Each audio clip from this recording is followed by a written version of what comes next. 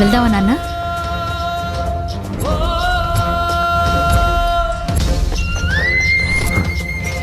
లేదమ్మా, నేను జ్యోతితో వెళ్ళి కొన్ని రోజులుండి తనని తీసుకొని మన ఇంటికి వస్తాను.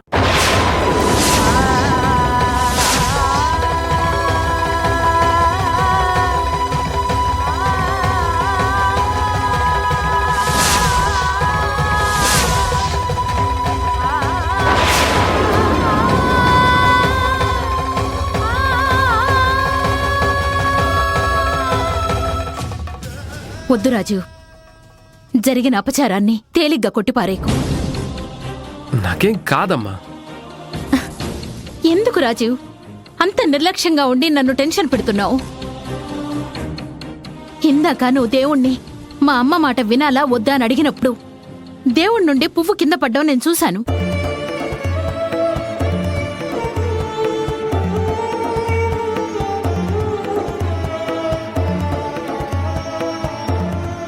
అంటే దాని అర్థం ఏంటి? నీకు ప్రమాదం ఉంది అని. దేవుడు ఆ పువ్వు ద్వారా నీకు సమాధానం చెప్పినట్టురా.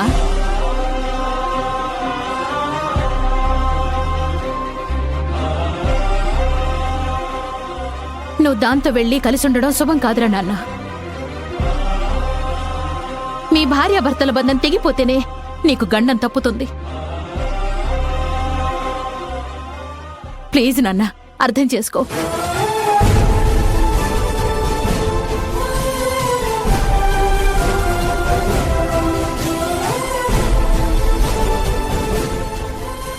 ఎందుకు రాజీవ్